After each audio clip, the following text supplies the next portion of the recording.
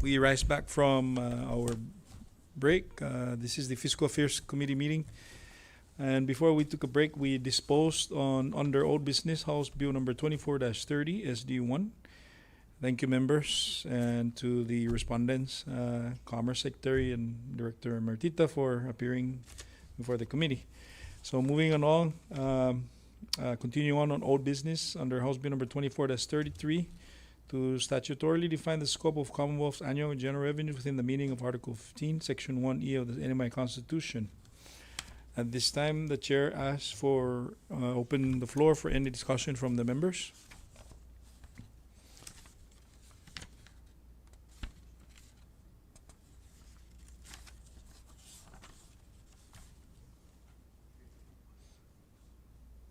House Bill 24-33.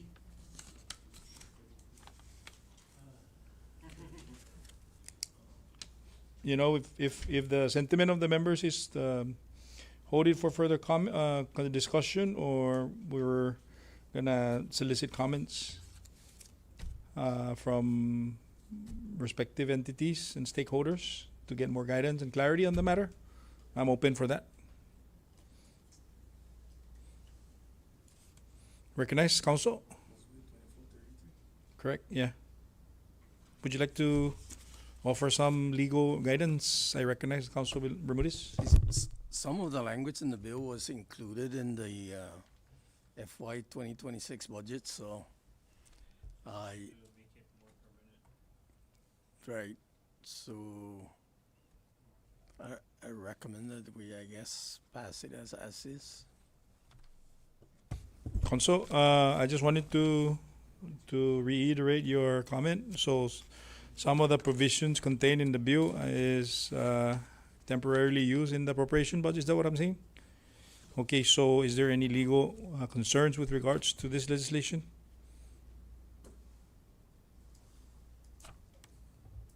Short recess.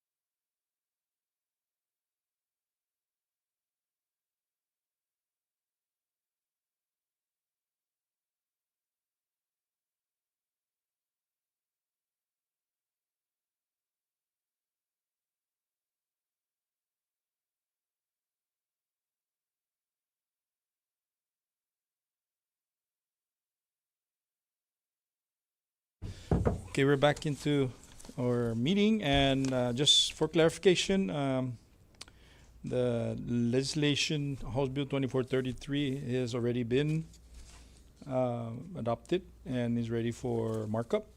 Thank you, Jolene, for the clarification. So as House Bill number 24-30, SD1. So moving on House Bill number 3, House Bill number 24-18, to earmark 200,000 of electronic gaming license for and Department of Finance towards the Department of Finance for enforcement purposes. Open for discussion.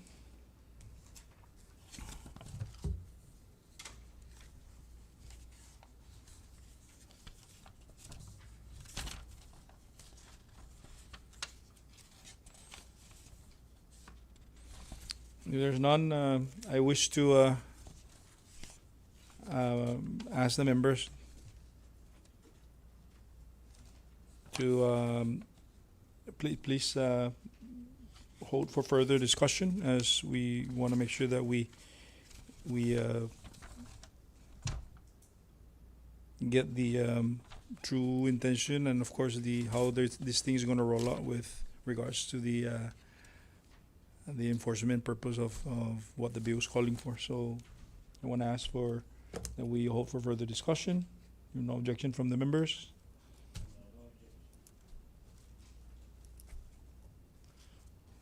Moving on to establish a dedicated CNMI Emergency Reserve Fund with annual mandatory deposits and procedures for fund disbursement in times of declared emergency while ensuring fiscal accountability. There is a request for comment went out,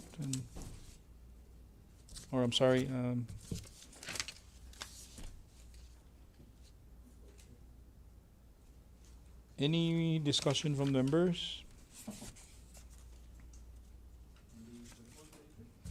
2438 HD1.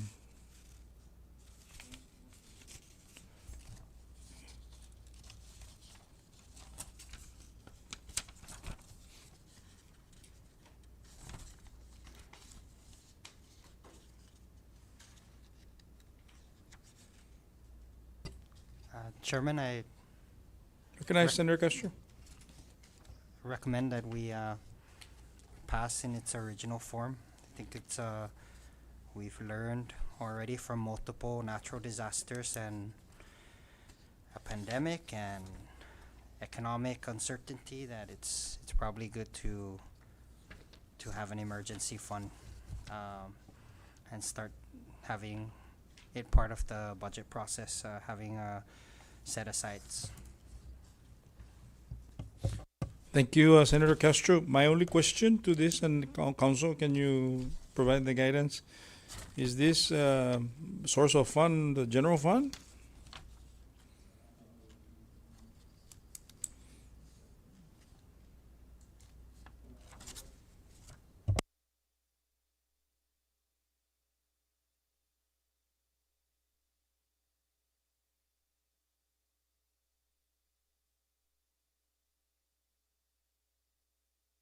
Okay, there's a problematic situation there, I foresee, because general fund is, unless we find another source of income or another source of fund to define it as a special fund in the legislation itself, because general fund would lapse and then it has to go back for reappropriation if they don't use. So unless it's clear in here, and I apologize, I don't see it just yet, but maybe any members can provide guidance, or Council, can you identify that and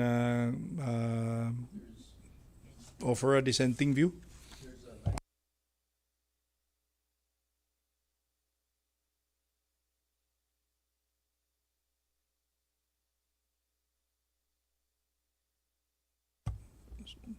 So in essence, this is creating a special fund.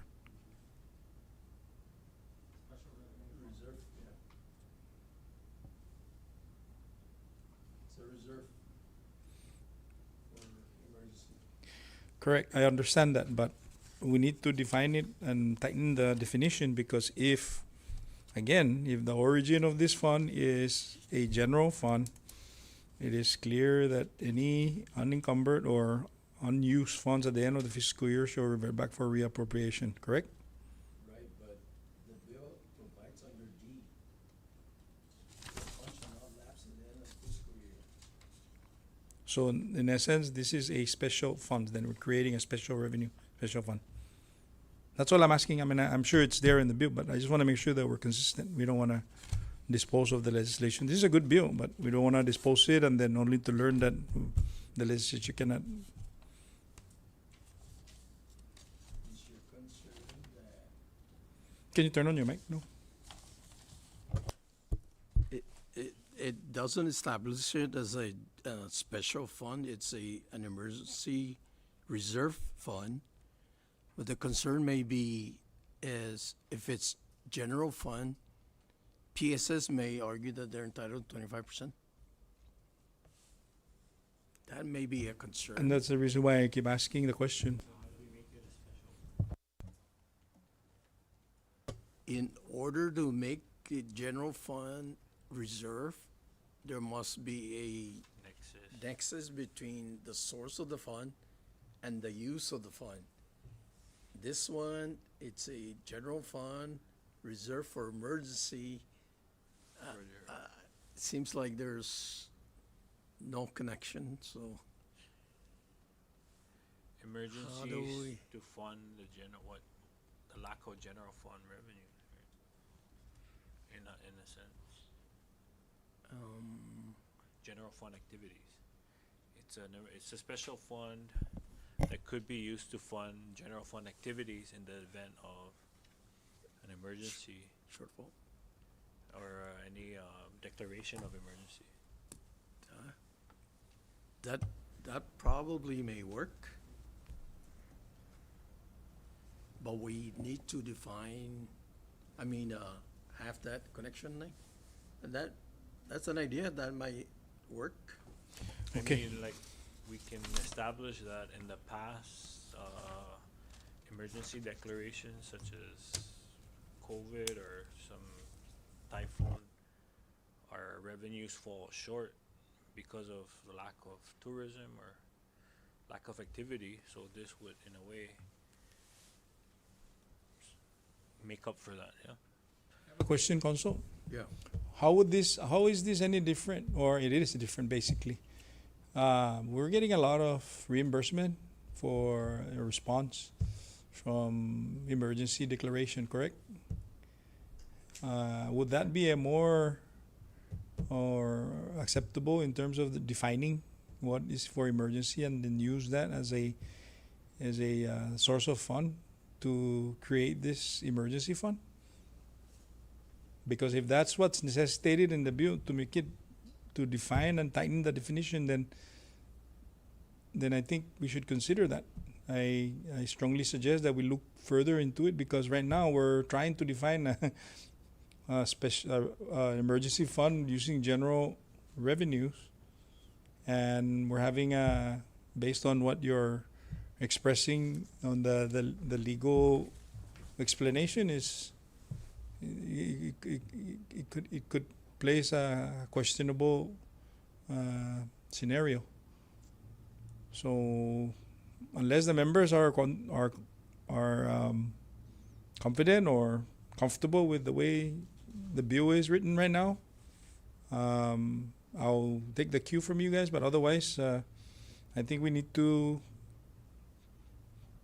do a further review on this. And this is a good piece of legislation, and I ask that if we are going to hold for further discussion, that we need to prioritize this, because every year we get, almost every other year or every 2 years, we get reimbursement from FEMA as a result of a response, especially the last 5 years.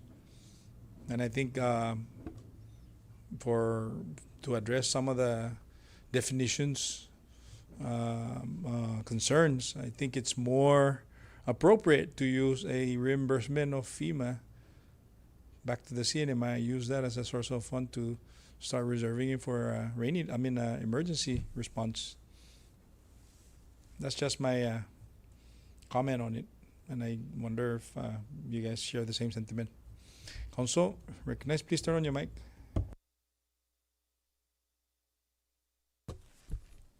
I tend to agree with you because under section E, if you go to section E, it tries to define what is special revenue. And it's saying that it's less debt service and mandatory payments to the NMI settlement fund under the settlement agreement. The fund is expressly designated as special revenue. And the problem with this is it doesn't link the source of the fund and how it's going to be used. And I kind of tend to agree with you that perhaps if we amend this section and define why we're calling it special revenue, so that we link the general fund to some sort of special, maybe, like you said, reimbursement from FEMA during emergencies that we have. But I see a problem in section E. I think that's more than enough for us to hold this bill. And again, it's a good bill, and I think we should do this a long time ago. But because we want to make sure that we flush out all the questions and tighten the definition, respectfully ask that we hold for further comments and request the staff to please prioritize the amendments, the proposed amendments. Senator Cruz, recognize. Just a clarification, Consul. So when we say special revenue, that means it's not meaning PS is not entitled to 25% on that. That's correct, but the problem is with the bill, it says call it special revenue, but we don't see the link night to make it special revenue. The Supreme Court said special revenue has to have here's the source, there must be a connection between the source and how it's going to be used. Otherwise, it's not special revenue. So back to the chairman was saying about reimbursement FEMA. Although if we put into law that FEMA reimbursement will go automatic to the special revenue, maybe that can be done because we legislate. But those reimbursement, the funding that we use for FEMA to reimburse us is local revenue, right? I mean, CNMI revenue that we use for whatever particular cases, like for emergency when there is a disaster. We use our money, our cinema money, and then we get reimbursed back with what expenses that we or what's the cost of that might be. So that's also a CNMI revenue, right? Yes. So, but if we legislate for that reimbursement to be classified as special revenue, that is not unconstitutional. There may be an argument by PSS that initially the money that was used to address the emergency is general fund. So why aren't we entitled to 22% of that?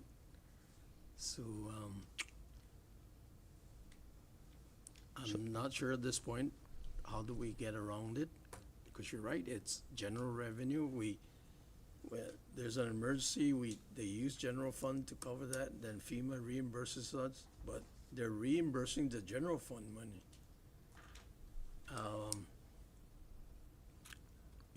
You're right. I mean, it's I just want to make sure because there's two entity here that maybe not is going to affect that one. Is the two transferred what's that? The Gaming Commission and the Cannabis Commission. That can be a special revenue, No. right? Because it's not. No, that's Part why the appropriation for the cannabis, there's a PSS portion in there. Yeah, but that's not for me It's that not we have to have. earmarked. We still have to ask PSS whether it's going to be affected. Let's just the same thing what we ask Commerce now, whether there's an understanding with the federal side, whether because they're receiving 60 million every year. So I'm just thinking outside the, not the box, but outside the fence. Just my thought, but just to be sure that, like the council said, it's an argument that the PSS will come up with, no? Just to make sure that we're doing the right thing. Otherwise, we're going to be, receive a lot of bombard with a lot of PSS concern. That's all. Are you back now, Mr. Chairman? Thank you, Senator Cruz. Senator Calvo, recognized. Thank you, Chairman. I just wanted to see if legal counsel can help. You remember how we're talking about the special revenue and the funds, ensuring that it's not taken out for, the educational system won't ask for the certain percentage. If you can take a look, Mr. Bermudez, on page 3, lines 6 through 9, the fund is hereby designated as non-lapsed, and then it goes all the way through. Can you just read that and help me interpret it? Letter D.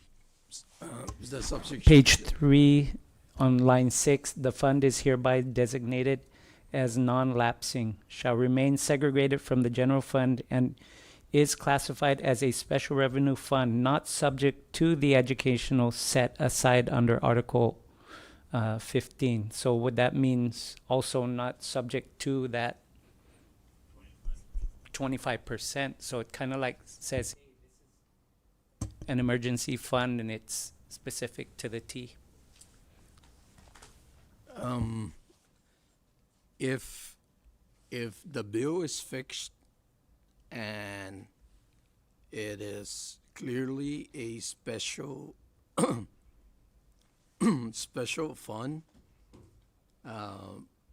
as defined in the bill, then it would not be subject to the 25% of PSS. But as is now, it's missing that link. They're just calling it special fund without a connection between the source of the fund that's going to be used for some sort of emergency. That's absent in the bill. So with that, it still means it's not special revenue. Therefore, PSS is entitled to 22%. Or 25%. Thank you. Under that Article 15, Section 1E. That's Thank you that's for. the section that says 25% goes to PSS. Okay, I thought that would like exempt, like, no, they cannot touch this, although they may question it, right? Well, Although they're trying to like say, okay, that's a constitutional provision and a statute cannot trump it, but if we make it clear that the fund is connected to some sort of emergency thing, we can call it special revenue and it would not be subject to that 25%. But as it stands, it's missing in the bill. thank you, LC. Another thing real quick, Chairman, is when we define the qualifications of what is an emergency, because when I'm thinking emergency would be typhoon, natural disasters, but then, knowing that we have lack of revenue, would that, like surplus funds needed, would they be entitled to, okay, this is an emergency, we're going to need to tap into this 1 million, versus it having to be a natural disaster? So what qualifies, the definition of, defining the emergency? It says here, similar to COVID.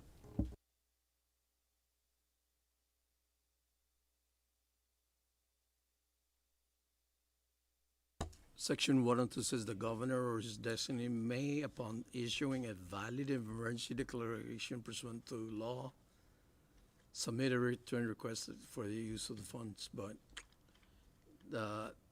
he must specify the nature of the emergency, the total amount needed, the purpose for which the funds will be used, but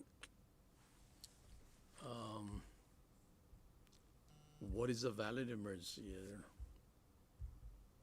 Would it just be the nature of, like when we do have meetings, natural disasters specifically, or revenue short? Thank you. You back, Council and Floor. Before I recognize Senator Manny is raising his hand, so I recognize Senator Castro. Go for So- it, Senator Castro. Okay, so the special revenue component and the nexus, but wouldn't this 1 million be after the 25%? It says like on 101B, 101B. within 30 days of the effective date of the Commonwealth annual budget appropriation. So we would already have divvied up the 25% to PSS by then. So Within 30 days of the annual appropriation. so this 1 million is it's not inclusive of the PSS. PSS already got its share. So where are you gonna get the 1 million?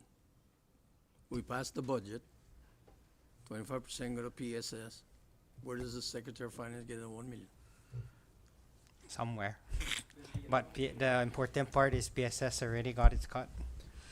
If I may, Senator counter that Floor. argument or that question, I answer that question. I guess at the time this bill was drafted and worked on, it was fiscal year 2025.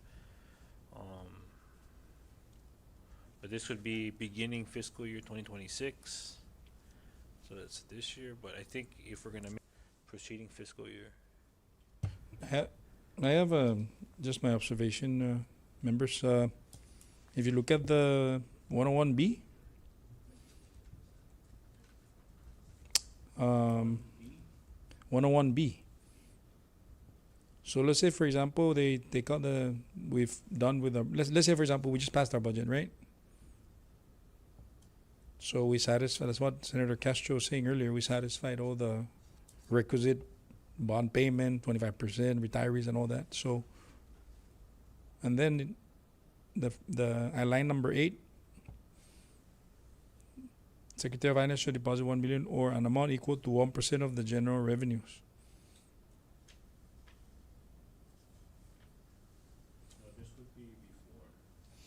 But we can't because it says effect within 30 days of the effective date of the Commonwealth annual budget appropriation.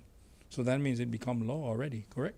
Unless you just say appropriation, but in the works of the appropriation.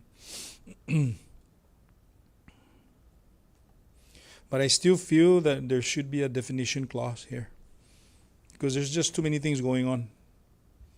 There has to be a definition. There has to be a definition section that defines each action that we're going to put in the provision. Because right now it's all in the provision and it kind of clouds the discussion. Makes us, further discuss something, try to understand the validity of what this is calling for. Because I still feel that the general fund is a general fund. 25 to the dollars goes to PSS. And we can't necessarily establish a special fund from a general fund unless we have a legislation to earmark it, thereby establishing a special fund. Because that's the only test that Isn't this the earmark though, this bill? By establishing it as a special fund, it becomes an earmark? Then why didn't we say earmark? Why did we say establishing it? So we can't, that's what I'm saying, we need to have a definition page. So we can go on and discuss this, but I think there's still a lot of questions that needs to be clarified and hopefully answered. Again, this is a good bill, but I respectfully ask that we hold it and then we'll come up with the appropriate language and pages and guidance so that when we do pass it and it's put under review over the administration, it's clear. No? So, floor? You still got the floor? Senator Castro, do you yield? Or? Yeah. I think you know, to also answer Senator Calvo's questions, I mean, we can easily justify that the nexus is that we're reserving general fund money for future general fund needs that may not be available at the time a disaster occurs or at the time an emergency is declared. I think that the the manner in which it becomes a special fund now also becomes an earmark, as we've seen with like the um, special fund on solid waste, or special fund on tobacco settlement, or special fund on all the other earmarks that we typically address during the budget season. I do think that we have to clarify the language that Senator Castro had brought up in terms of when this becomes effective. If we are going to act on it, or whenever we do act on it, I would propose that we can change the effective date to become effective the fiscal year preceding the fiscal year that in which this becomes law.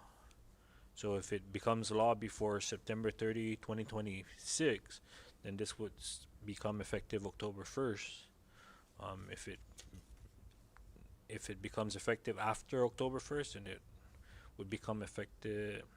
We start setting aside 1 million after 2027. But also, the concerns about the reimbursement, I think maybe something that we can include in the language is that when the legislature authorizes the use of the special fund to cover certain expenses that are reimbursable, then that's something that the legislature can put in the joint resolution, that any monies that are used from this fund towards reimbursable expenses shall be reimbursed as soon as FEMA pays it back. And so that'll just go into the fund, and it'll keep the fund whole. But I think maybe another thing that the committee can consider is that rather than this money just sitting in an account, I think we need to maybe include language of how we can invest these money so that it can also grow each year, the same way MPOT funds are invested. And so maybe we can identify an entity or establish an entity that can invest these monies that are being set aside. Maybe Sounds good. MPOT, another division within MPOT or something. But again, if it's the sentiment of the committee to hold for further discussion, maybe something that the council can start helping the committee draft is being able to invest these funds that are sitting aside. But again, going back to the concern about the special fund, I think the nexus, if we can justify that the nexus is that we are setting aside money, general fund money, to pay for future general fund needs during a time of disaster or an emergency as it is being declared by the governor, then we can see if that holds up. But I think, again, going back to Senator Calvo's question about what would constitute as an emergency, I think there's a whole spectrum that would just be up for the legislature to determine when they get that notice from the governor. It could be, like what we're experiencing now, an emergency declaration to procure a generator, if anything. So I guess those are some things I want to share if we're going to table this, so that when we come back to meet with it, it's something that we're ready to act on. Thank you, Floor Leader. Again, those are great comments. I think it's enough to constitute a further discussion on the bill. Senator Cruz, recognize. Thank you, Chairman. I agree with the statement of Senator Calvo, because it is not very clear, because I'm expecting that emergency is one Mother Nature, or maybe perhaps if something that needs to be done at the land and field, or any violation of federal law with land and field. But this is something that I don't know why they put rainy day, because rainy day fund is it can be a minor pool of money too, and it could be like 2,000, 3,000 of emergency requests, and we don't want to set any precedence of just a small amount that they will be they're gonna utilize this emergency funds. I don't know why they put rainy day. Rainy day is just a minor.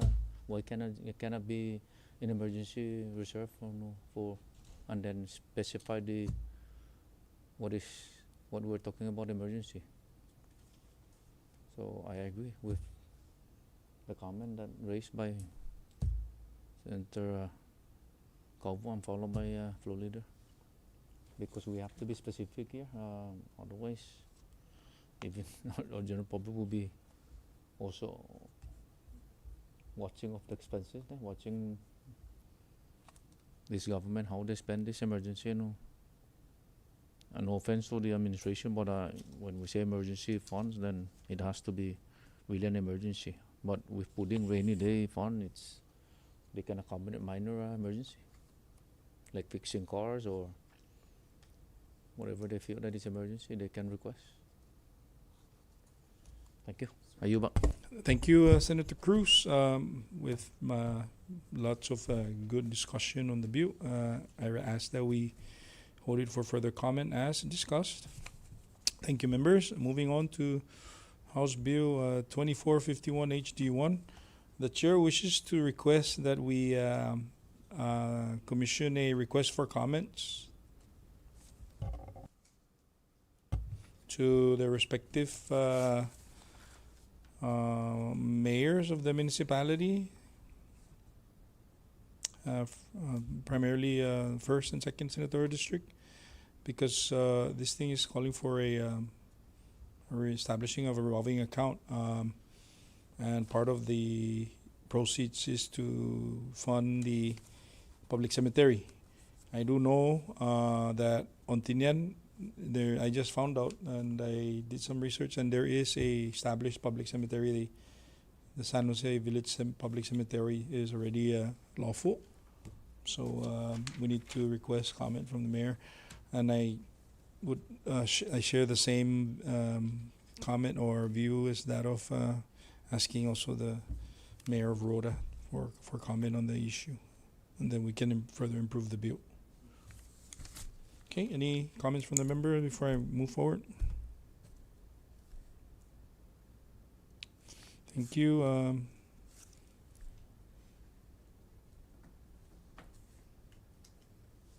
And the number 6, and this is a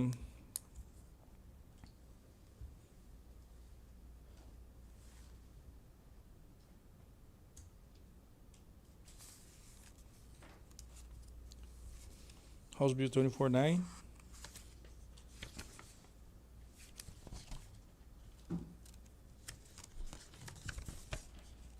Please take a moment and review the context of the bill.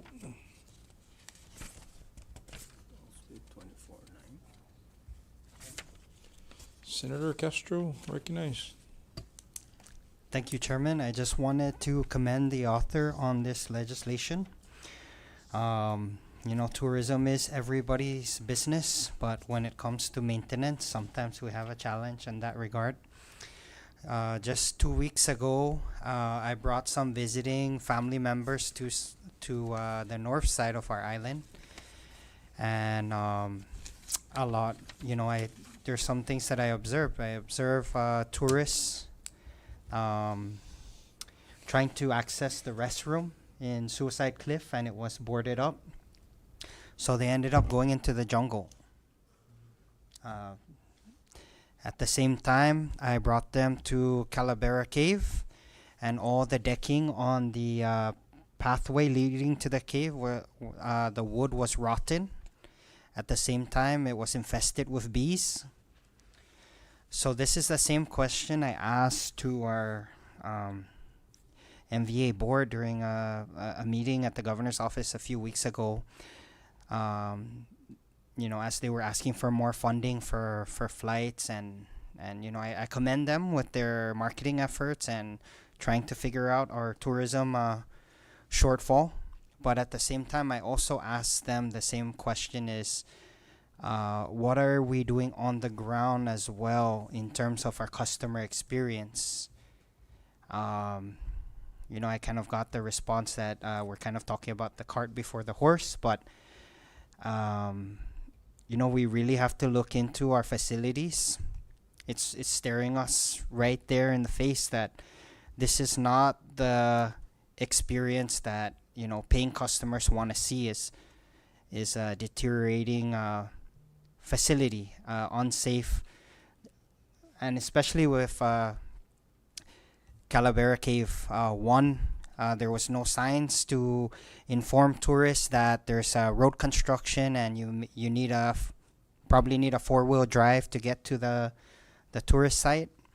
And 2, when we got there, it was really dangerous. So I also want to commend Director Mike Cruz and his team, because they, over the weekend, they fixed all of that, and I believe they cleaned up most of the issues there. But at the same time, they also need help in terms of funding. So I think this bill, introduced by Rep. Joel Camacho, is pretty fair, and it balances out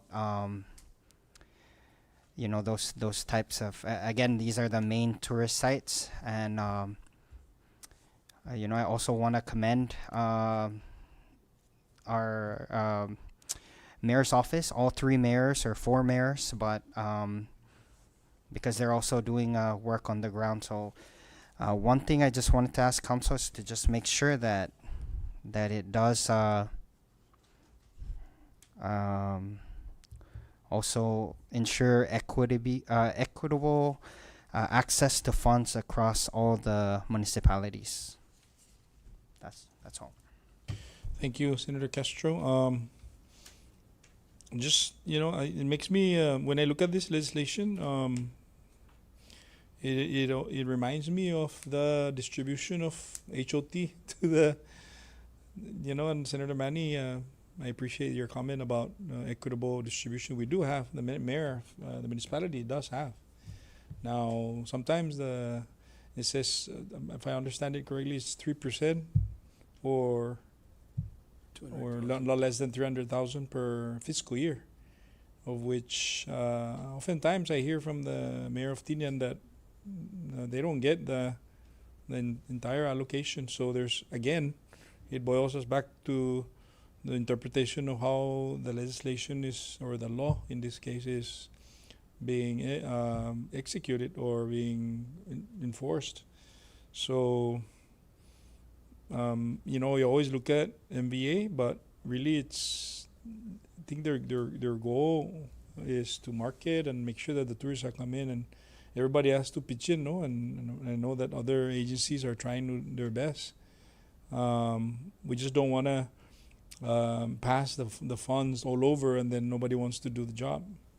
That's the concern that we all have, and we often hear, to your point earlier. So I mean, okay, so we give this, and then what are they going to use it for? Are they going to address the facilities issue? Are they going to address the concerns, the sanitary facilities concerns that you just mentioned? Again, all of this is partnership and collaboration amongst the agencies. Everybody has their own different tasks, and I'm good with this legislation, provided that when it does come to if it does become law, is just make sure that it's transferred accordingly, so that the agency that we're asking to do the work, in this case Parks and Recs and Saipan, is actually the work that is asking for them to do, and being supported. Not second guessing their commitment, because I know they're very active, but we want to make sure that we properly fund them so they can do their thing, their responsibility. Oh, speaking of which, on page 2, just go take a look at that, purpose and findings on the legislation, from line 7 all the way down to 15. Senator Cruz, recognize, or floor leader Maglonia, would you want to say something? No, I'm just gonna just mention that I'm supporting this legislation, because every time we meet, either public hearing or informal or formal meeting with MVA, I always mention about collaboration, and we need modification to, to be more attractive for tourists to return back to the Commonwealth. So I don't know what is the intent of this committee, but I ask that we should adopt it and move forward with it. Because every time every time we had a meeting, I keep emphasizing about beautification. So for me, I don't wanna delay further, no, for them to give them but as long as they, they follow the percentage that goes to the two municipality, and I'm good. Are you back? Thank you, Senator Cruz. Any other member before we call for the vote? Ready? No, Senator Donald Manglonia, floor leader. Chair, thank you. I do appreciate the sentiments of the members, as well as, the hard work that Director Cruz and his staff are doing to upkeep a lot of our public facilities. But this, I don't know if it will address a lot of the issues that are being brought up today. They're already setting aside 300, what's supposed to be 300,000 to each municipality. But we've never really got a report of how that money's spent. I know as a delegation chair for the first senatorial, how a lot of these monies are used on Rhoda to address some of the facilities on Rhoda. I'm sure you, Chair, you know how this money is being spent on Tinian, but I'm not sure about Saipan and what these monies are used for on Saipan. This is the very reason why we have that 300,000 to each district, to address these kind of issues that are being brought up and are still being brought up. And so, that just begs the question: what are the municipalities doing with their monies? Right, 300,000. The more we divert money from MVA, the more we're gonna have issues with trying to fund MVA, and so it just goes on in a circle, and that there seems to be a lot of duplicative efforts with the different entities that we rely on to fix certain issues with these public areas. Is it a matter for DPL? Is it a matter for Parks and Recs? Is it a matter for MVA? But I know for a fact too that MVA Rhoda uses their funds to fix and repair some of these public facilities. So is Saipan, is Central MVA doing the same with their facilities here in Saipan? And so 40,000 is very minimal. I see that, but it will go a long way. But also we have to hold accountable recipients of the HOT funds, but also stronger collaboration with entities that are supposedly the ones in charge of these facilities. I'm just saying that we're taking 40,000 away from MVA again, but here they're asking for millions of dollars, and so it's kind of like contradicting some of the efforts that are being made by MVA. So if it's a sentiment of the committee to proceed with this legislation, I agree, but also we need to ask all the mayors to submit the reports on how these monies are being spent, so that we can also see if these monies, the 300,000, are right now in the fiscal year 26 budget. We've allocated 175,000 for this very purpose, and if the mayors are actually using it for its intended purpose. So I just wanted to share, to state my concerns before any action is taken. Thank you, Floor Leader. I do have a suggestion, and I want to ask the council and Jolin to help with this. I'm going to offer an amendment and put a reporting requirement on all the funds that is allocated to address the concern by the Floor Leader. So there is a $40,000 allocation shall be deposited, shall be provided to DPR for beautification, and the funds shall not be used for travel or report for any other purposes. And then at the end of every fiscal year, under D, there shall be a reporting requirement to the presiding officers of the legislature and the respective committee on Ways and Means chair. Would that suffice the concern, Senator Donald? Reporting requirement. I mean, we want to make sure that they're using the. If that's the concern, let's give it a go.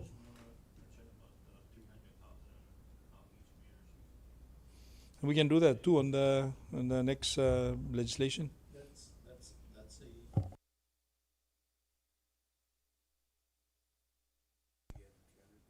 Yeah, but the purpose of the 300 is to address the same concerns that are being brought up here. Yeah, Senator Cruz, recognize now. Okay, so the suggestion is standing, the chair, to address the issue of making sure that the funds that we allocate goes to the intended purpose. Senator Manning. Yep, I agree with Floor's recommendation. However, like both, right? I think we should be asking, and like legal counsel mentioned, it's a different part of what this is trying. I think the 40,000 is really more specific. The 300,000 for the municipality of Saipan, I could say the mayor is has been cleaning up the island. Maybe, and I know for sure with trash, because it's a lot more convenient to get rid of your trash than it was before. So I think that's a question more to the delegation. In terms of each delegation, they need to report back. But as far as Parks and Recs in general, they have like key sites that really, we need to put, and I don't think 40,000 is enough. In fact, like, we can continue to do this, adopt the place, but you cannot keep volunteers. You cannot hold them accountable like you can a department. And at the same time, I want to say thank you to the volunteers, but some volunteers, they're consistent, other volunteers are not, and at the end of the day, when the tourist comes, they see the inconsistency. So that's all I have, Chair. Thank you. Jesus Masi, Senator Castro, Senator Donald, recognize. Thank you. Should we define or maybe clarify that 1%? We can even increase to 40,000 in that case, and ensure that it benefits all the divisions of Parks and Recs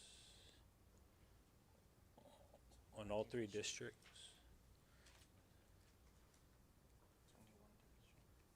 No, but there's a division of Parks and Recs Rhoda, division of Parks and Recs Tinian. And so if that's the sentiment and the case, that we rely on them to address some of the needs in these parks, then maybe even have sub-accounts. So if that is the sentiment, which is commendable, then it's gonna go 75% now, not 79, because we're gonna have to say 2.5% for Saipan Parks and 1.25 for Rhoda, 1.25 for Tinian Parks.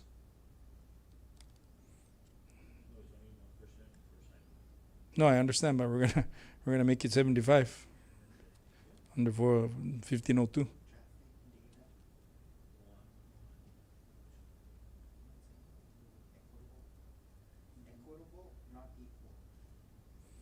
Members,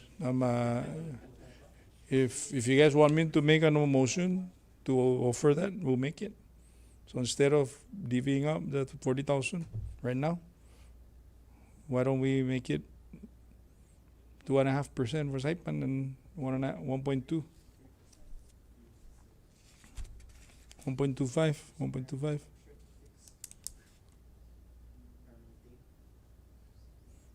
Should we put this further for further discussion and fix it? I think we should. So we were spending a considerable amount of time discussing it openly, and we really know what we want to do. Again, I think the amendment is small enough to where we can act on it right away at our next committee meeting. okay, sounds good. So pass with hold for further discussion. Amen. To include Broda. Okay. Thank you, members.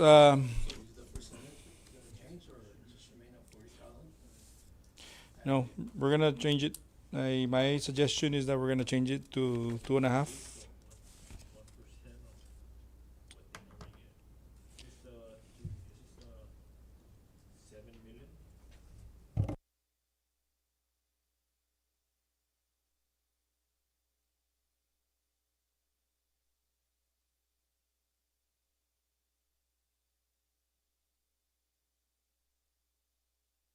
Maintain.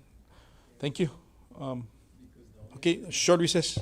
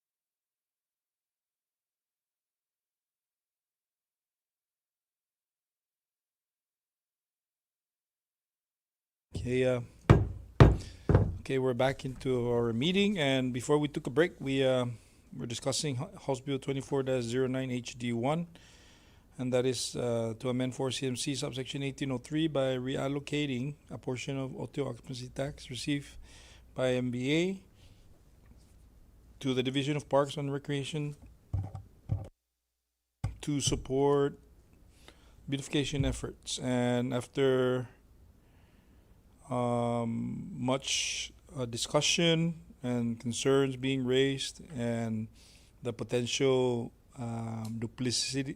duplication of allocation to that of the municipalities of Rota and Tinian, the committee wishes to hold this bill for further discussion, and then we're going to call in MBA and extend an invitation to the municipalities to allow the committee to understand further the intent of this bill, and also to get more guidance as far as the HOT funds that are being distributed by law to the respective senatorial district. Is that good? All right, thank you. And I believe Vice President Magovnya is online. Welcome, Vice Pres. Jesus Masi Chair dispensa na trust also. No, that's okay. That's fine. Thank you for joining us this afternoon. Okay. Senator Cruz, you have any? Second, recognize. Since we're talking about for the parks, because this is not really clear. Which division of park is this? Sinamay, is it just for one senatorial, or because if 40,000 for the whole, because Tinian and Rota have No, this is Division of Parks and Recreation and DLNR Saipan. Currently under DLNR Saipan. We need to tighten the legislation. That's gonna change because now we're gonna propose 6% from the 80%, 3.5 for Saipan, 1.25 for Council, 1.25. Council now dispensa. is still under discussion. Dispensa, Not yet, that's we're still discussing that, so we're gonna call in MBA to further discuss the legislation. Senator Cruz, you still have the floor. Sorry. Yeah. Yeah, because it doesn't, I don't know, maybe I'm not seeing it on the bill, but it doesn't say Parks and Rec, Saipan. Yeah. Well, on plain reading, because the legislation, I think it just needs to be clearer. I just want to make sure there's no confusion with the one the other senator to be asking a share from the 40,000 and it's only 40,000. Yeah, correct. No, you're Thank you. absolutely right. Nancy, thank you. So again, taguti legislation to clarify further the intent. The patawagan lo ki MBA alum dan ni municipal na Tinian dan Luta to further provide guidance with regards to this legislation. Thank you. Number 7, House Bill 24-23 to amend 9 CMC subsection 2116 to update the definitions of veteran and disabled veteran, and to allow a valid veteran ID card to be used as proof of veteran status when applying for a veteran's license plate. The floor is open. This is a good bill.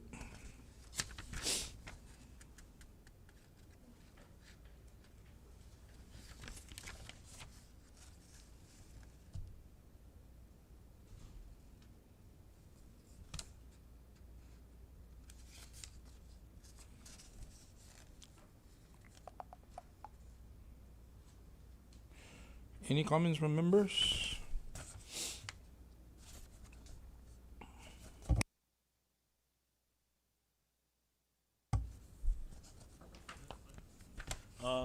Senator Donald? Thank you, Chair. At this time, I move to adopt House Bill 2423 in its current form. Motion is on the floor to adopt as in its current form. Any discussion? Do I hear a second to that motion? Under discussion. The second, no, sir? The second. Second. Okay, second under discussion. Senator Cruz, recognize. Just for clarification, Conso, I believe I did introduce a disabled veteran license plate. Did they look into that? What is this? I don't know. Disabled veterans license. I think I did introduced that and we passed. I think that was in the either 18 legislature, and up till now, Morubico haven't even I haven't even purchased any license plate for to put on the license plate the disabled veteran. It's just a disabled license plate. I think we did pass. Can we look into that first before we? I already second to this bill, and I have concern on that part.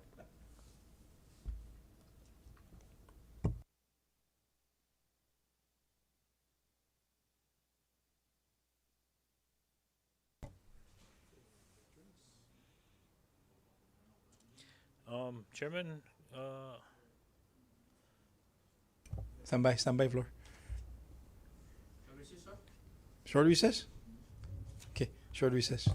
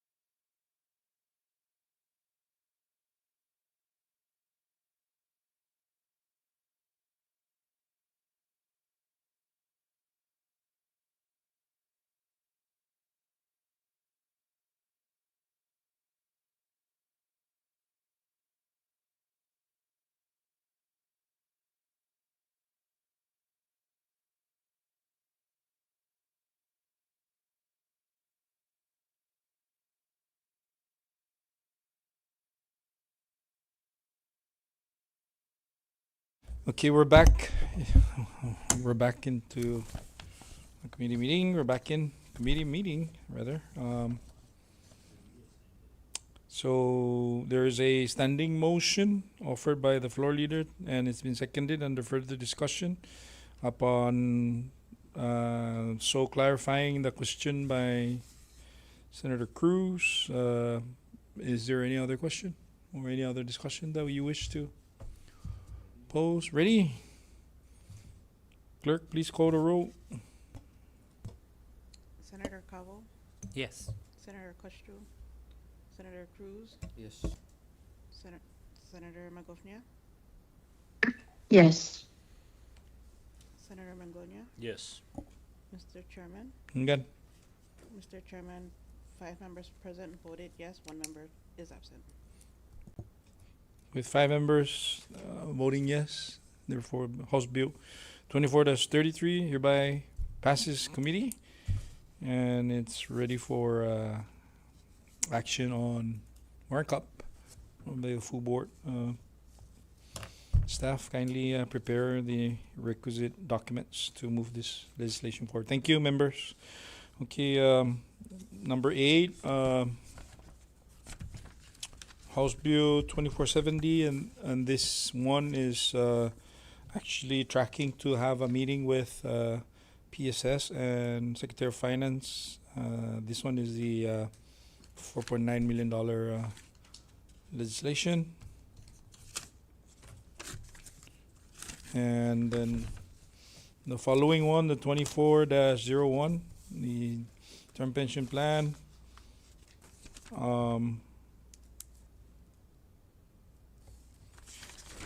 The chair requests that we do a hearing, and I will be sharing the dates soon. I think I proposed sometime late this month and the greater part of next month. So I respectfully ask that we be on the lookout for that, and would really appreciate the participation on the members when we do hold this meeting with the public.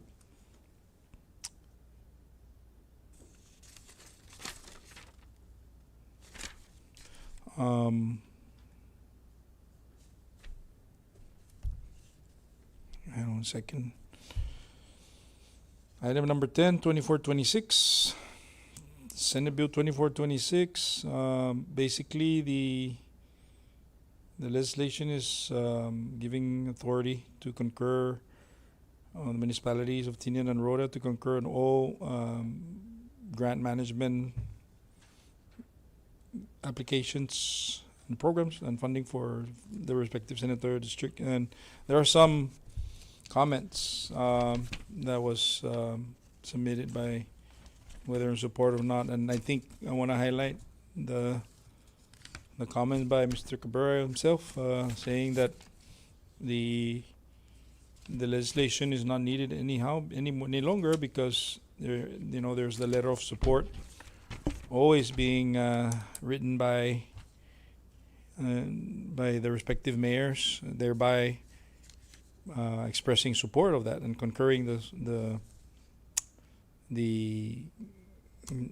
grant application. So, I'm open for discussion if this bill we should push forward, or should we improve it, or we should file it. I'm open to, even though this is my bill.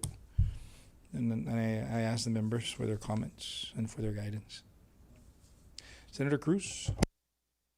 Sorry, Chairman, can we go back to 2401? What is No, the 2401 is the term pension plan. This is a legislation that I've been introducing to the last two legislature. So we wanted to get do a public hearing because there are many government employees that are requesting to get more comments and provide more clarity on what this is. That would also allow us to see the fate of this legislation, because it is a very a lot of our people are actually hoping that this thing will come to play or come to be created so that they can step away and get out from the government service. Thank you for that, Mr. Chairman. Yes, it's important to conduct a public hearing, boss. But I've seen mostly public hearing, mostly residents are attending public hearing, but not a lot. But this is government civil service employees that we're talking about here. Is there any way that it can be conduct a hearing with the civil service employees? Because we're talking about civil service employees, not a lot are coming to a public hearing, and I can feel that if we conduct public hearing out in the general public, I don't think civil service, we wanna see a number of civil service whether they're supporting this, other than the I understand. general public. That's a valid suggestion.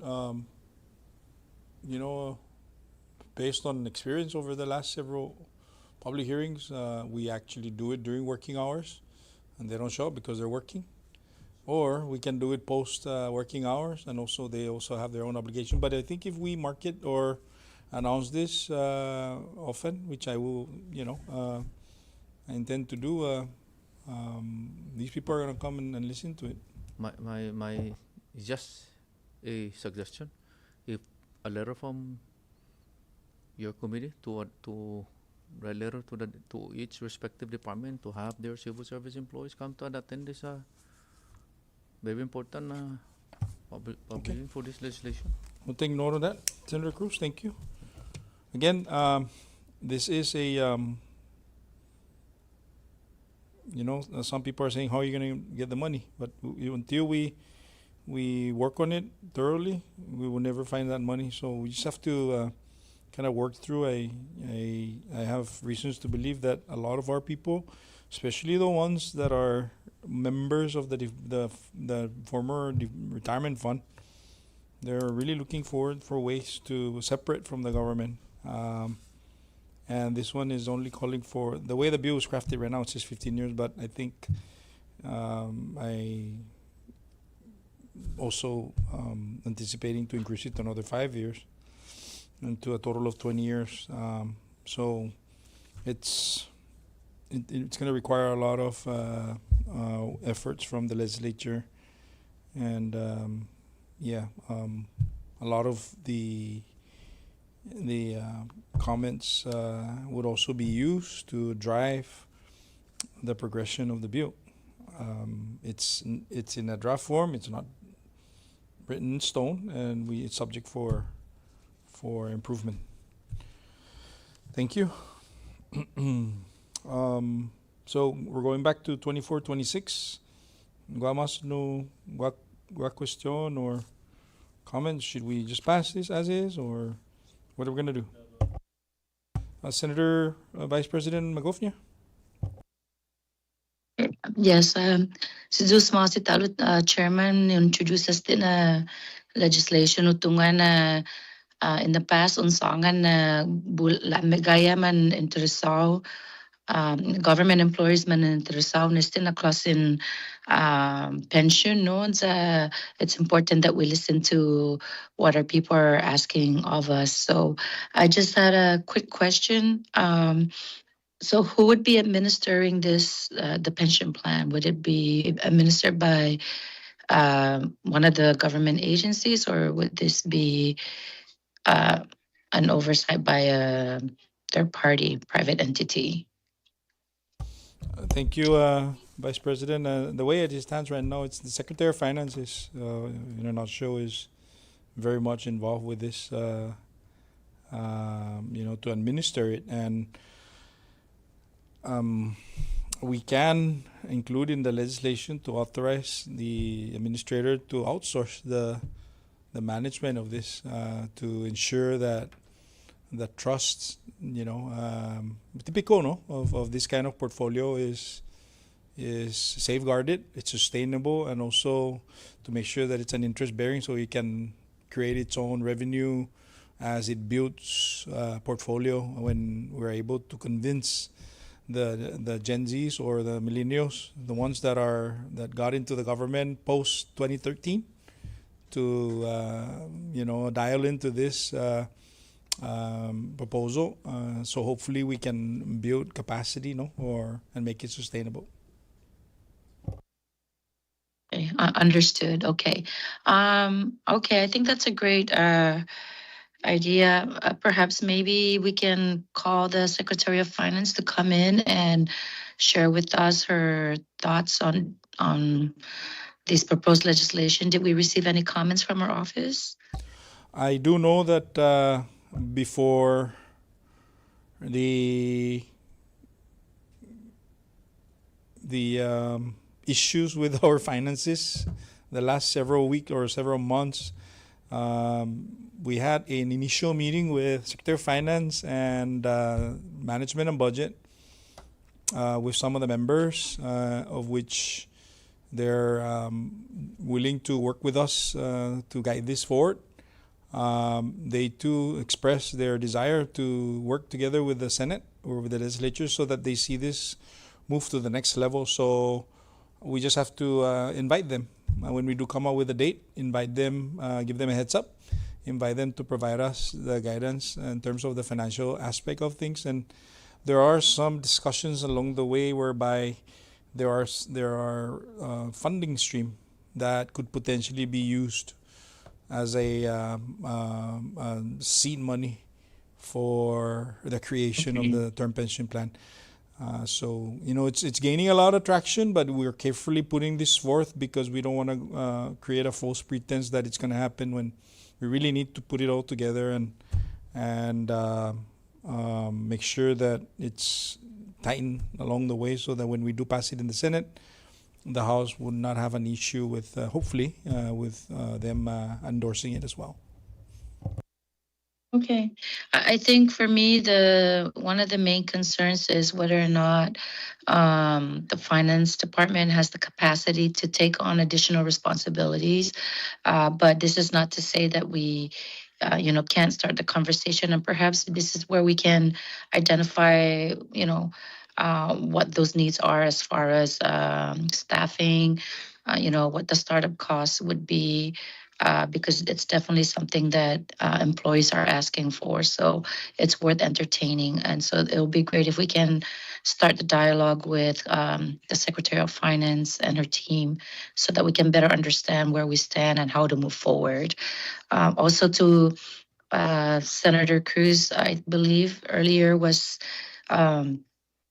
I guess asking if we could do somewhat of a survey with the government employees. Maybe one of the ways to do that is to ask the civil service office to maybe conduct the survey, since many of the employees aren't able to attend, the public hearings during working hours, and as you said to, after hours they have other commitments, with their own personal lives. So maybe the civil service office could help us get the survey done, which will probably just take a few minutes of the employees' time to fill one out, just a suggestion. So that's all, Chair. Thank you.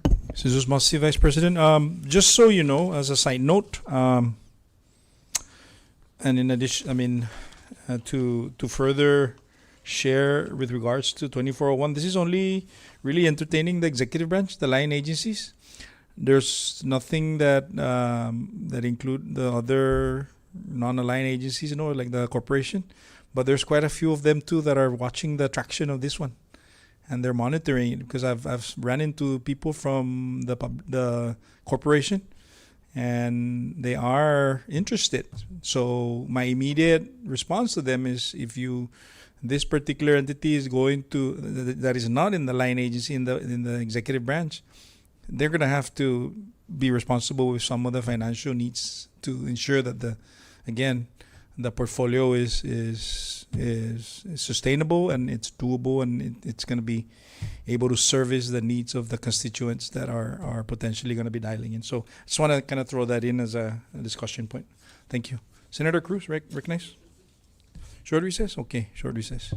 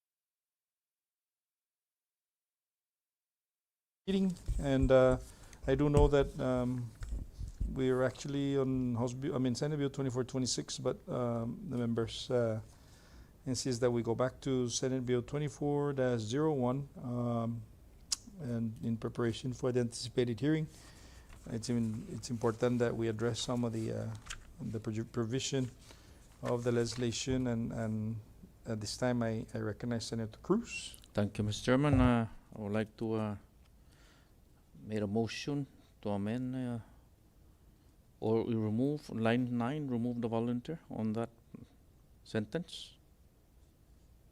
So move.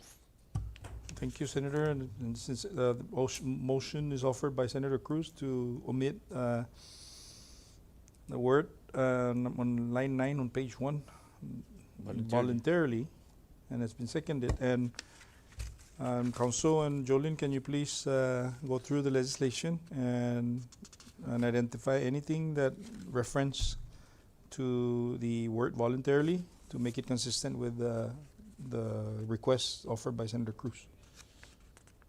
Okay. Cool. All those in favor of the motion as offered by Senator Cruz, please say aye. All those opposed say nay. Motion carries. Okay, once again, we are back to number 10, 24, Senate Bill 2426. So if there's no comment from the members, I want to ask that we mark it up and pass it in its current form. Mr. Chair? Aye.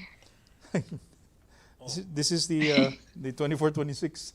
Vice President, recognize? Yes, thank you, Chair.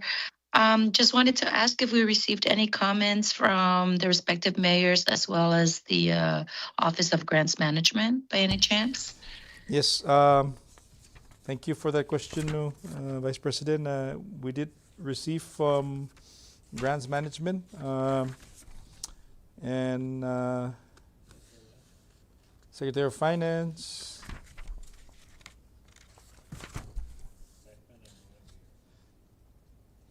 and Saipan and Rota Mayor. And I understand that after a series of meetings with the Mayor of Tinan, he also expressed his desire to sponsor this legislation. So I want to say this, that the comment by OGM technically kind of reference the legislation as repetitive, so to speak, because the grants that are being written or endorsed by the municipalities has already been endorsed by concurred by way of a support letter from the respective mayors. So that's number one.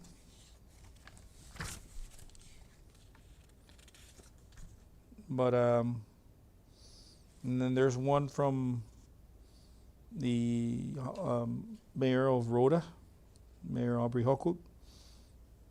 And she is in support of this, and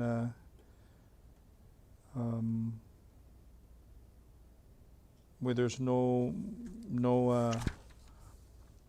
recommendation for any changes on the legislation, but to support it and move forward to it.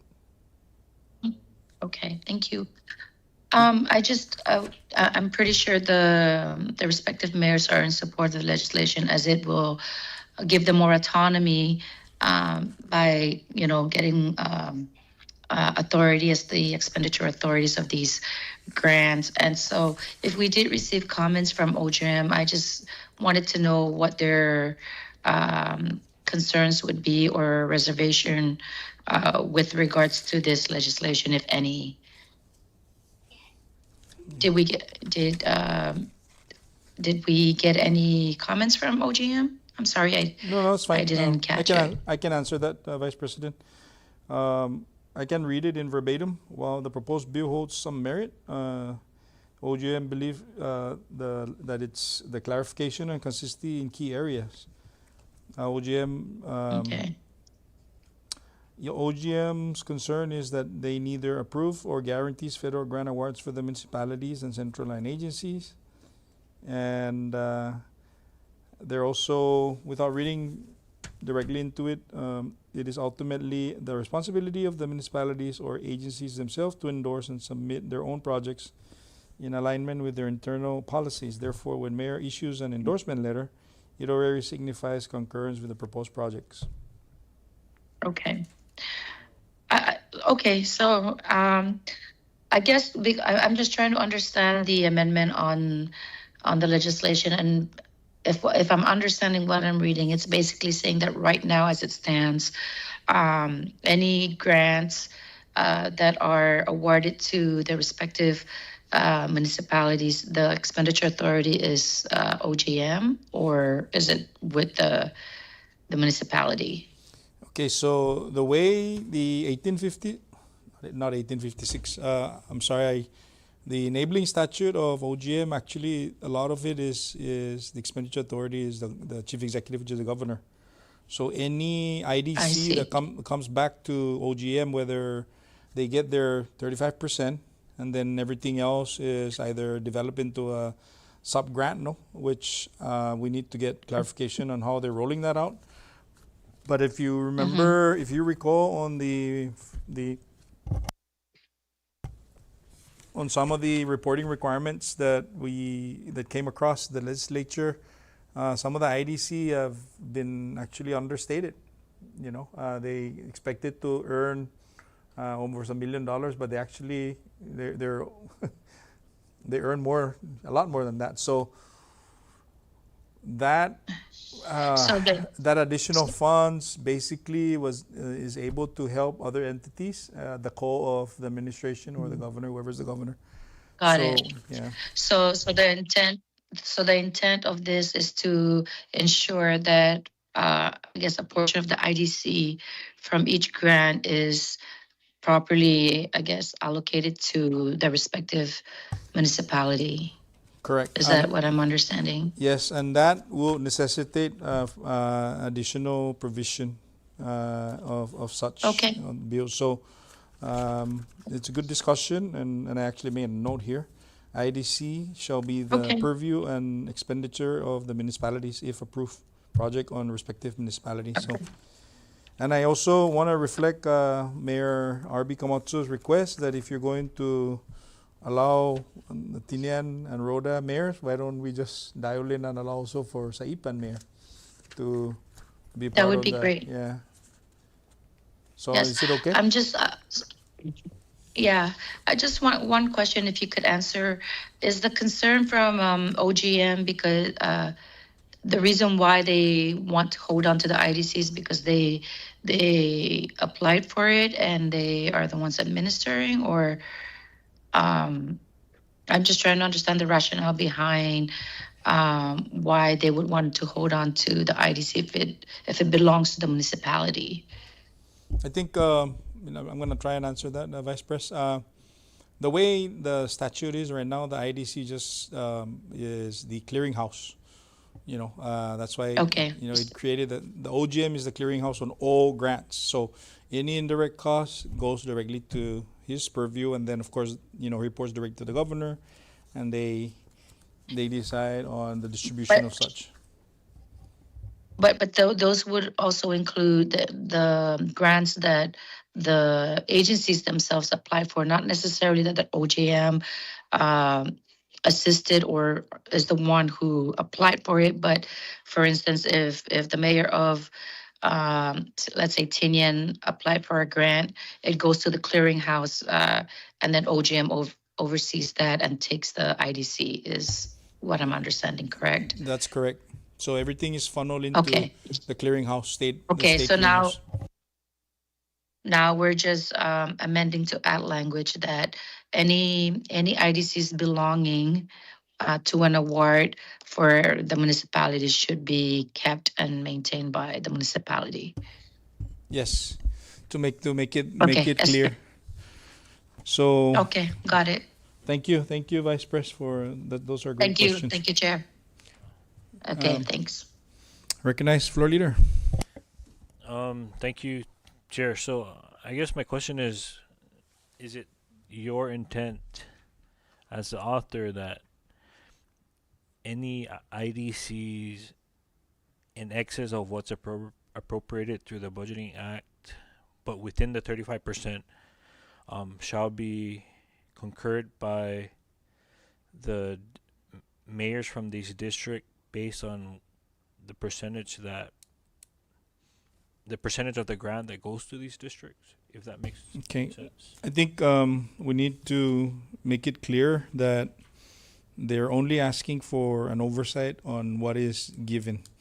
And to the point that was expressed on his comments by Mr. Cabrera is that he doesn't control who gets approved. So he cannot really have that assurance. Can I give that assurance to the municipalities that, hey, you're going to get this or you're not going to get this? However, the way the statute right now with the state clearinghouse of OGM, everything's funneled through the state clearinghouse.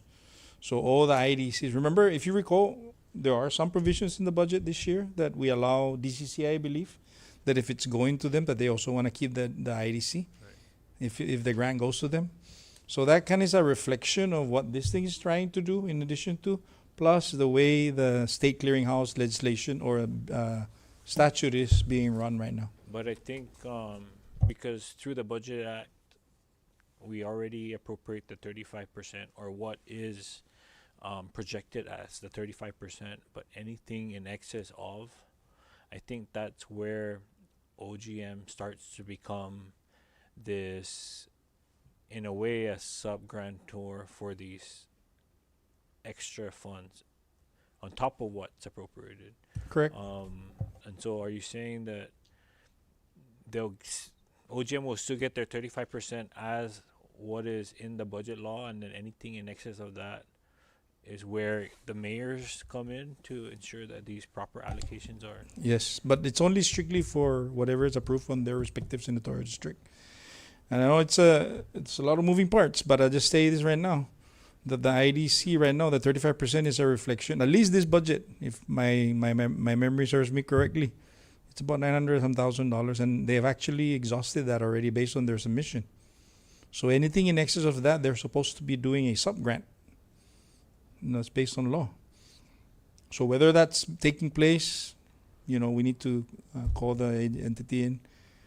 But the thing is, as indicated in the reports, in the financial reports by Secretary of Finance, there's been some revelations that the indirect costs have actually, to their credit, that's a reflection of a grant being approved, but also that's also a reflection that there's additional indirect costs that they're holding on to. Whether they're holding it or not, it's there. But I know that I have reasons to believe that they're also helping other agencies, whether it's utilities, and that's fine. But we need to define it so that, in this case, the municipalities can get the true figures as to what really is, due to them, especially the IDC. So, which kind of compels me right now as the sponsor of this bill to put it in the language. So it looks like we need further work on this, and I want to thank the members for a very, very healthy and fruitful discussion, so that we can address some of the concerns being raised by all the entities that have responded to the request for comments. And I also wish to ask that we consider adding the municipality of Saipan as a provision. Is that okay? I agree, but I think we would have to further clarify the Saipan mayor's role, because if we're talking about grants just to the Saipan mayor's office, or grant all, that services Saipan mayor's the office. entire Saipan mayor's office.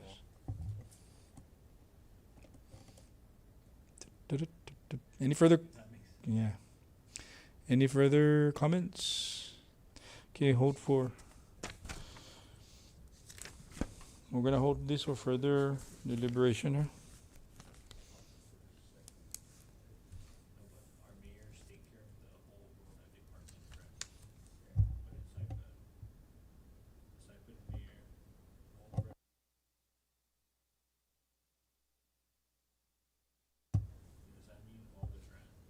So the way that let me just, I'm not a legal counsel, and be counsel, you can correct me and guide me. The only thing that has been proven through via certified question or through court proceeding that municipality of Tinian is a chartered municipality based on the district court. It can sue and can be sued. So basically, if they have a liability, basically you're telling whoever the mayor is, you're on your own. With a lack of a better explanation.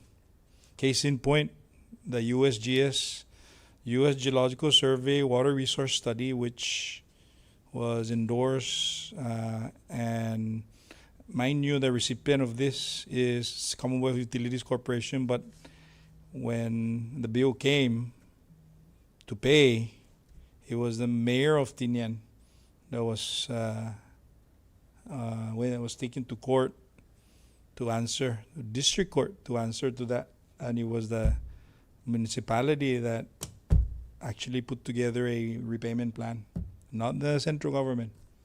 But yet, the water resource study, all the water wells that are dug on the municipality's dime, our good utility company is now benefiting from that as we speak.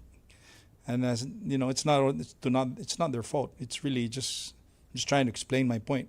As far as municipality is concerned. So, Rhoda and Tinian municipality are chartered. Now, Saipan, I don't know. Maybe they are. Maybe they're not. But to the discussion by Floor Leader Donna Mangloñas, the mayors of Rhoda and Tinian is like a little governor, mini governor. They take care of the whole island. And irrespective of the population. But the thing is, they take care of Department of Public Safety, Department of Fire and Emergency Management Services, all the line agencies, and their mayors. So, Saipan Mayor, Northern Island Mayor, they just take care of their municipal projects. So, yeah, it gets tricky, but I still believe that we should give them an opportunity to get their IDC based on the legislation that I'm proposing. Conso, am I right or am I right? The clarity needs to be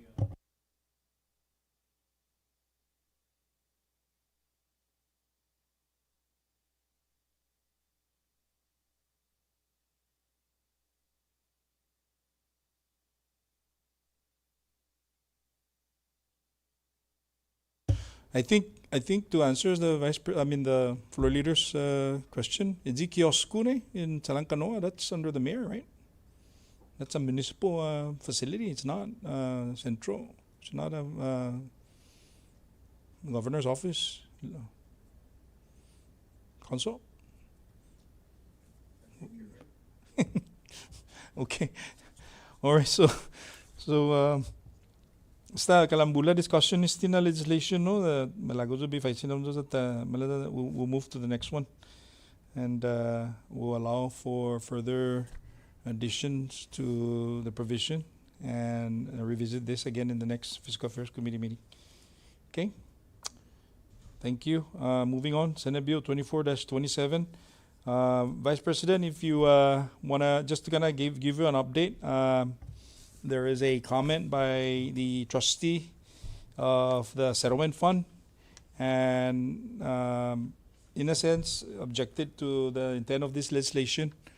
So there was a recommendation by the members, and even if we pass this by law, it actually cannot really be full force and effect, because there is a procedure established by the district court on how to address the concerns contained in this legislation. I do support the intent of this, but also we need to think about the impact or the effect of it if we're just doing this the correct way. So one of the recommendations that was offered by the committee members is to actually do either a joint resolution from the legislature or a Senate resolution to express the concern and transmit it to the administration and the district court for that matter, or the settlement fund, so that they can take this up during the next status conference with the settlement. So instead of a law that it cannot hold water, do an expression of concern and bring it forth to, transmit it to the respective stakeholders and respondents. What do you think? Sounds good, Chair. Okay. Any members? Thanks. Any other members? So, Council and Jolin, please produce a joint resolution, Senate joint resolution or Senate resolution. Actually, I think a Senate joint resolution would be more in order, like, so that both houses can. No, what do you guys think, Flor? SJR or? Yeah, so let's do a SJR. Get in both portal.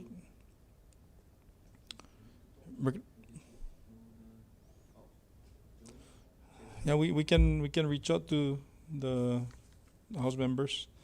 So have both portals, just in case. But we really need to move on this because it's been in the committee for a long time, and I think this is those our retirees, they have a case. They have we really, not case as in court case, but they do have a point that we didn't do this. We didn't calculate it for us. We got assistance from the agency at the time, and the sad part about it is they're paying for it, and the people that guided them, with all due respect, are indemnified from being responsible with this. So this is the reason why it creates this kind of legislations and issues before us.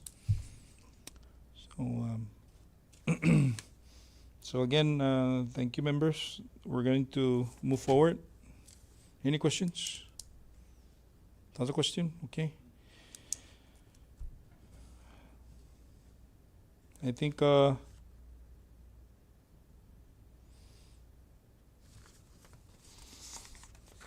we're pushing for 10 p.m. and earlier I asked the members if we can consider Senate Bill number 2425, and this is the legislation that was sponsored by yours truly. And one of the recommendations is to, instead of 50,000, is to increase it up to 100,000. The CEDA bill to amend 4 CMC subsection 1036A4 to allow the board of directors to authorize the executive director to review and grant loan or loan guarantee application exceeding 25,000 per applicant and for other purposes. So the current request is at 50,000 per applicant, but when I went out in the community and spoke to some small business community here in Saipan and some on Tinian, I haven't had a chance to speak to anybody from Rhoda, but unless you guys want to take this through a public hearing, I'm fine with it. But I think this is one way for us to express our commitment to the small businesses here in the CNMI, the backbone of our economy. Small businesses. And I'm it's not like a guarantee that they'll get 100,000, but at least it allows them up to that. It's really the agency that would allow them, based on review and documents. Open for discussion. Vice President Martinez. Yes, Chair. Thank you for introducing this legislation. It's definitely a much needed legislation by our business community. Did we receive comments from the director of CEDA? Correct. We did receive. They strongly support. Okay. So I know initially the intent is for 25,000, but I believe you're recommending a higher threshold to 100,000. No, the way it is right now is 25,000, the current statute. Right. So The bill now calls for 50 per applicant to exceed now to up to 50, but now there's some buzz to consider putting it up to 100, and we're still under I discussion. see. Okay, and the director is in support of that? Not the 100, but the 50, at least the 50. Okay. And so the rationale behind the 100 is, Considering the cost of doing business here, labor, inflation, materials, transportation costs, basically everything and anything that's disallowing them from expanding. And the outcry from the small business here, at least from when I'm talking to them, is that they need this kind of assistance, and it's timely that we consider something like this. So I said, what about 50? He goes, considering all that, can we just put it up to 100? Because there's no guarantee that the board of directors or the executive director can give us 100, but at least if he can give us that so up variance. to 100,000. Yeah. Yeah. I would be in support of that if we could get the executive director of CETA to concur. I think it's important that we listen to the business community and try to assist them in that aspect if that is what they need to stay afloat. Thank you.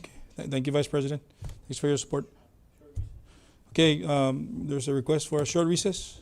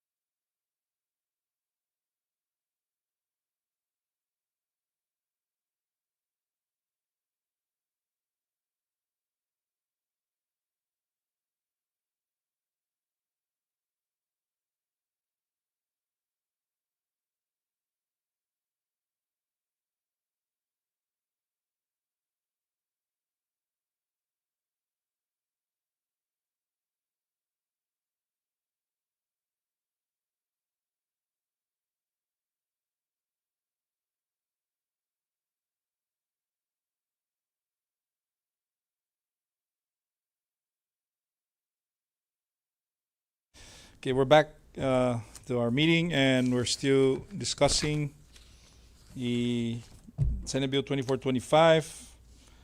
And after much deliberation and exchange and clarification, the committee would endorse the increase of the figures from the current draft right now at 50,000 to 100,000. So if I'm in order, Council, can I offer that motion, or should I ask somebody else to do that? Senator Calvo, would you like to do the honors to offer a motion to increase the per applicant to 100,000, and then we'll go from there. Chairman, yes, I do offer that motion for the lending limit to increase to 100K. Do I hear a second? Second under discussion. Second. Under discussion. Ready? Ready. Thank you. And the chair would like to first express my appreciation to the members for a very healthy exchange, and covering down on the proposal, even expressing deep concern, but with the constituents and our small business community in mind. We put it front and center. We bridge that gap and arrive at this resolution to allow the increase from 50,000 to 100,000. So I wish to thank you all. Thank you so much, and we shall move forward. So again, all those in favor of the the motion offered by Senator Calvo to increase per applicant to 100,000, please say aye.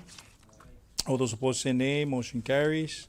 And now back to the main motion for the approval of Senate Bill 2425 as amended. Jolene, can you please call the roll? Senator Calvo, Yes. Senator Questro, Senator Cruz, Yes. Senator Magofnia, Yes. Senator Manglona. Yes. Mr. Chairman, Again, Mr. Chairman, 5 members present voted yes, 1 member is absent. with 5 members voting yes, the amendment offered by Senator Calvo on the floor is hereby adopted, and Senate Bill 24-25 passes committee as amended. And I respectfully ask the Council and Jolene to please prepare the needed documents to support the action of this committee today. And with that, thank you, members. Really, thank you for your engagement. So we still have House Bill 24-7 to ensure the expenditure authority designated in the annual appropriation retains authority over all funds appropriated to it. House Bill number 24-08 HD1 to amend 1 CMC subsection 2803 to ensure that public land revenues are managed and invested in MPLT in accordance with Article 11, Section 6 of the Constitution of the Northern Mariana Islands. And House Bill 24-21 to establish the Joint Oversight of Incoming Non-Local Transfer Act to mandate legislative and executive appropriation for all non-locally sourced allocated to the Commonwealth of Northern Mariana Islands. These are the 3 bills that we have yet to discuss this afternoon. And I want to ask if we can go on recess, and we'll call for another committee meeting in the near future to dispose of these important legislations, in addition to the ones that we decided to do an RFC, a request for comments, to further improve and to further clarify the intent of this legislation. So any objection from the members? Any comments? Okay, so also, as under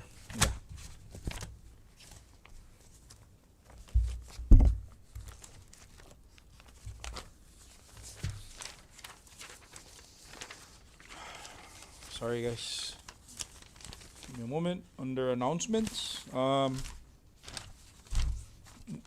we're on track to have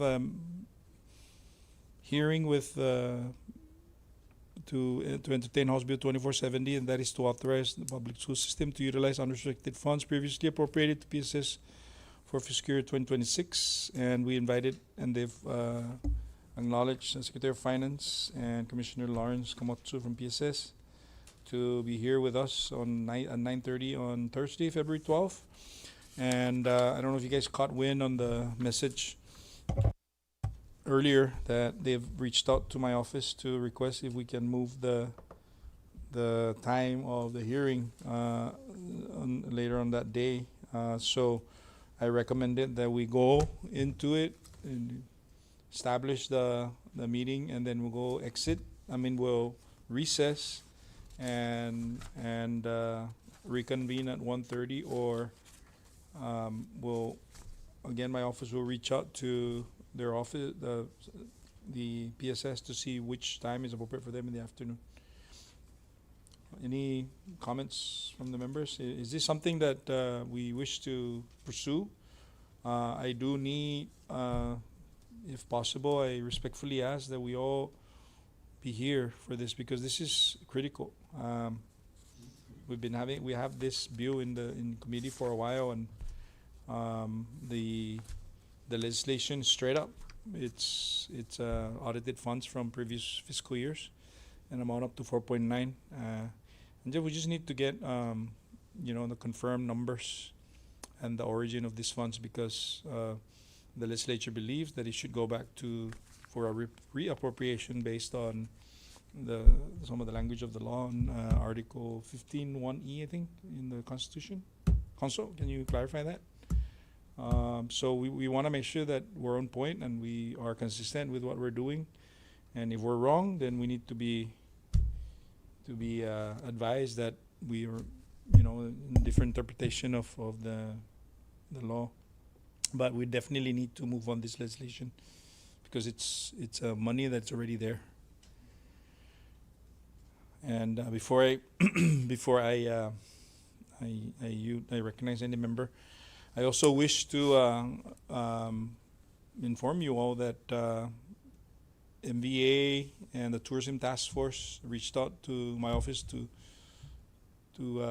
have a FaceTime to request for funding for the efforts being made for the next few months to rebuild our tourism industry here. We're at a cross point right now, or a crossroad right now, of trying to get airlines in and the necessary seats, and that's the reason why we need to call them back in and have a formal conversation with regards to the request that they presented before the committee. We need to do this rather sooner, and there's some legislations that are in the pipelines, and they're here in the Senate. And a lot of them a couple of them is, in addition to this, there's others that are appropriations. So I want to just ask the members to continue, putting this discussion in mind. I know that you guys agree with me that, we need to help the ports, we need to help MVA in order for us to be able to facilitate the needed revenue so that we can help the other agencies that are asking for money. In the absence of a revenue stream, it's very difficult for us to assist our community, aspect. So, I thought I wanted to share that with everyone. Floor leader. Thank you, Chair.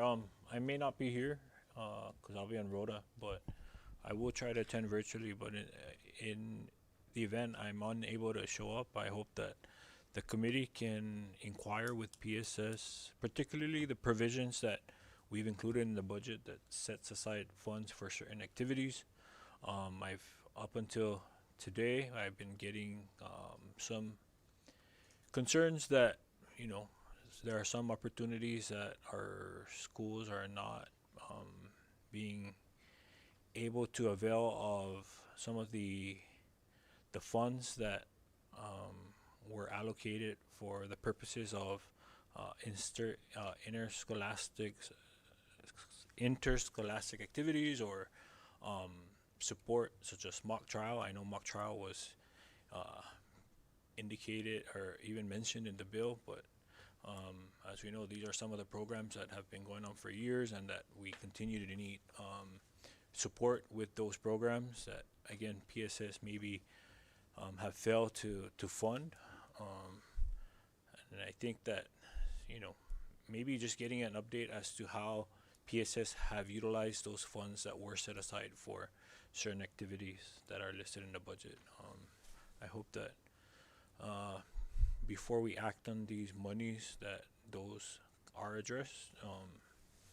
Again, granted, as much as we want to support our teachers with the teacher incentive provision, as well as our students with the ability to either compete on the other islands or even get supports for trainings, such as the lawyer coaches for mock trial. There seems to be some disconnect between the schools and the central office.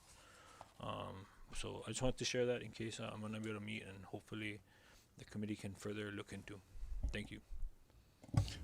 Thank you, Floor Leader. Any other members? Vice President, any? I'm gonna allow the chair for education to, share some pointers. Go ahead, Senator Cabo. Thank you, Chairman. And thank you, Floor Leader Donald, in regards to the update, most especially the interscholastic sporting, the money that is there for the appropriation. I know during the budgetary hearing, we brought that to light, and also the stipend, the situation with people coming through, the kids and their funding source and the availability from the municipality. So those are some of the things on top of that we will note down and we will address. And if there's any others that we need to adhere to, other than to concur the confirmation of the 4.9, in place, taking a look at what the Department of Finance and the Commissioner have, to state where we at in regards to that condition, for the purpose of. So thank you, Chairman, for, hosting that, and hopefully real soon too. I know there's like a couple bills that we did send out for public comment that were under the chairmanship for education. So we're hoping in the near future we can tackle that too, in regards to visiting those bills in place. Thank you, Chair. Jesus Masi, Chairman Calvo. And with that, I wish to call for an adjournment of this committee meeting. And I would like to I just recognize any member to offer that motion for Second. adjournment. Been offered by Second. Floor Leader. It's been seconded. All those in favor of the motion to adjourn this committee meeting, please say aye. All those opposed, say nay. Motion carries. This committee meeting stands adjourned. Thank you, members, for your participation, and thank you, staff, for your guidance, as always. And we appreciate the members of the public for allowing us to, or for taking time to, participate and to tune in to this meeting. Jesus Masi, buenas tardes. This session stands adjourned.